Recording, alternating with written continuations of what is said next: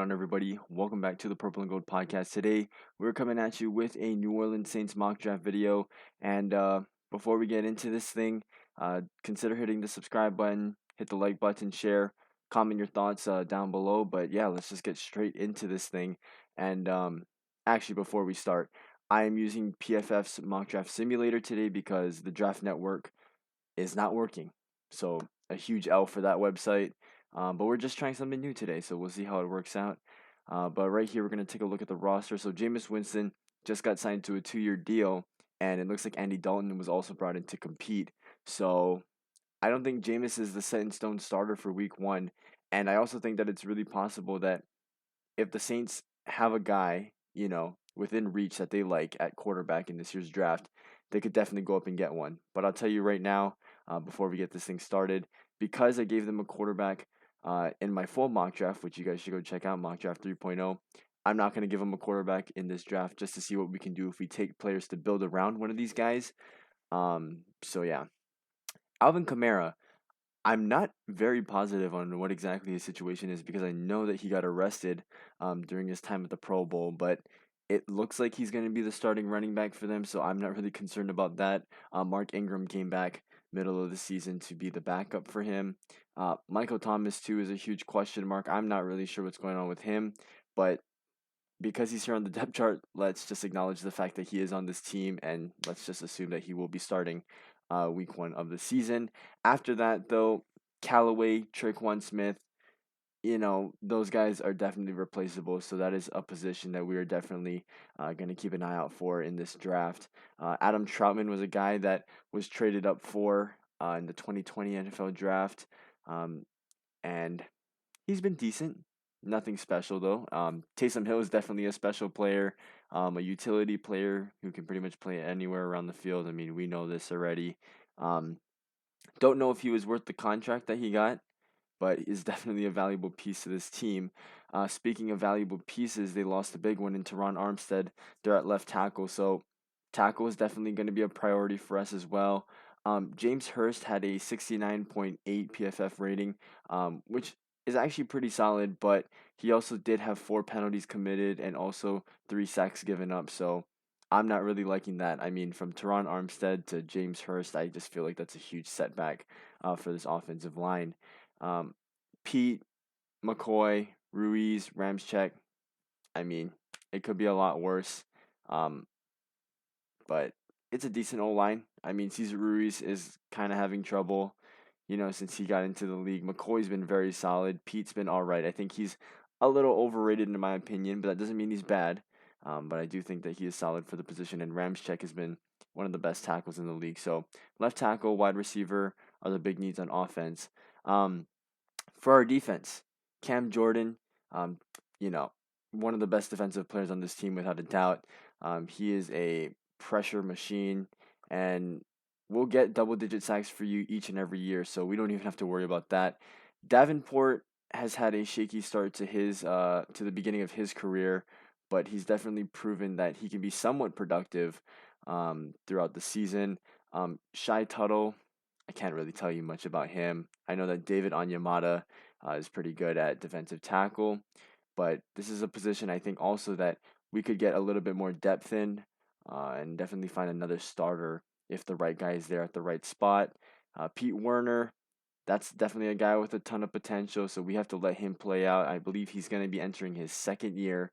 Demario Davis in the middle, one of the captains of this team, and Zach Bond is playing out of position. He's playing a more traditional um, outside linebacker, but because he was a pass rusher when he initially came out from Wisconsin, so I think they just like his athleticism and they're going to put him out there. So we have a very young core group there at linebacker, so we're going to just let them try and progress and develop.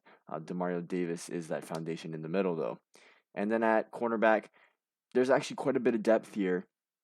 Lattimore's been solid. He always locks down Mike Evans every year. Paulson Adebo was a pretty solid mid-round pick in my opinion. I really liked him coming out of last year's draft. Bradley Roby is a solid addition, and PJ Williams is all right. For this secondary, though, Gardner Johnson, the man knows how to talk trash, so props to him on that. But he's also a baller as well, so he can back it up fairly well. and Marcus May brought over from the Jets, who was on the franchise tag for the past few years and now is on a somewhat competitive team. I don't know how competitive they'll be without Sean Payton, but there's a lot to be optimistic about because they have a roster right now that is certainly ready to win. Um, the big question mark, though, is the quarterback play. So, without further ado, let's get straight into this thing. We're not going to trade up. We're not going to trade down, even though we have the ability to do so. I want to just stick and pick and not fleece the computer of picks. So, all right, let's see who went first. It's Hutchinson, Hamilton. Any surprises here as we were scrolling through the board? Nothing crazy. I could see all of this happening. Okay. So we have picked 16 and 19, and like I said, we're not going to go after the quarterback position simply because I did that in my full mock draft video. But there are definitely some pieces that I would be excited to bring in here in this position. This is a no-brainer pick for me now, by the way. I'm just thinking about what we're going to do with our second pick. So with our first one here at pick 16, we're going to take Garrett Wilson out of Ohio State, pair him up with another Ohio State buddy in Michael Thomas, and you have a pretty lethal duo there, if you ask me. Just two guys who are very fluid with their route running. Tongue twister right there. I think that that would be highly beneficial for whoever the quarterback is, and I think having Callaway or Tre'Quan Smith as a number 3 wide receiver is the spot that I think they can excel in the most. So I think you get the best of both worlds um, for Wilson and the receivers that are currently on the roster.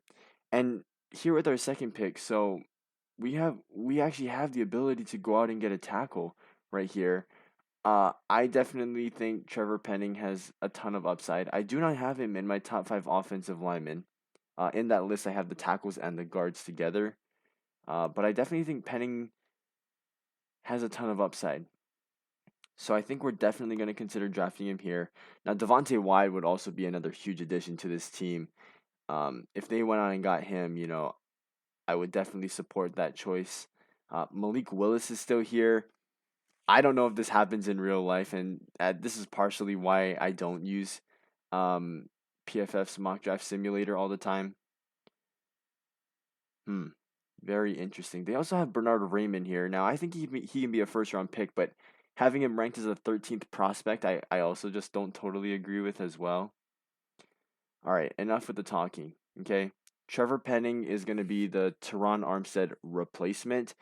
He definitely has the upside to be a very high level tackle in this league. So I would be excited to have him on this Saints team to protect whoever the quarterback is. Most likely Jameis Winston, in my opinion.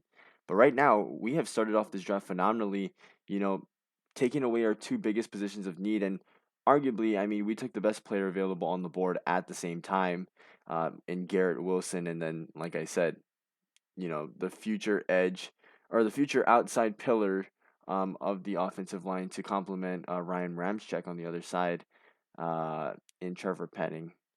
2 dubs in the first round, no doubt. All right, who do we want to take here? Now, if Alvin Kamara doesn't play, and we knew that for sure, I think Kenneth Walker would make a ton of sense here. Oh wow, DeMarvin Leal is still here. So this is a guy that I've been really high on, and I know that not a lot of other people are too. I just think his ability to create pressure up the middle is something that can be dangerous for a team to have on their team and for an opposing team to go after. I mean, that's the last thing that the quarterback wants is pressure directly in front of their face.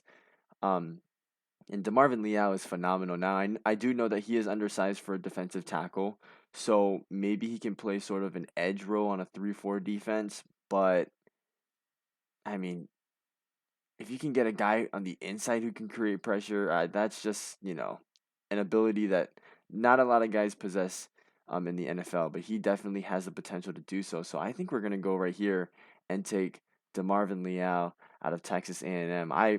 I'm really liking the way that this draft has gone so far. I'm not really sure how we can see who we picked. And this is a 3-round mock draft, by the way. So Carson Strong, this is an interesting one because really, I mean, this would make sense. I mean, you're looking at a potential future franchise quarterback, right? So Hmm. This is a guy that I like early on in the process. Definitely has a strong arm, pun intended. Um, but I don't know. Watching him at the combine and just not being able to make the simple throws. Now I know that, they don't get to practice with these guys and timing might be off and this and that, but everyone's playing under the same scenario and some guys are just striving more than others and Carson Strong just really didn't have a great performance there at the combine. So that kind of lowered my opinion on him. Hmm. That would be an interesting one though, no doubt.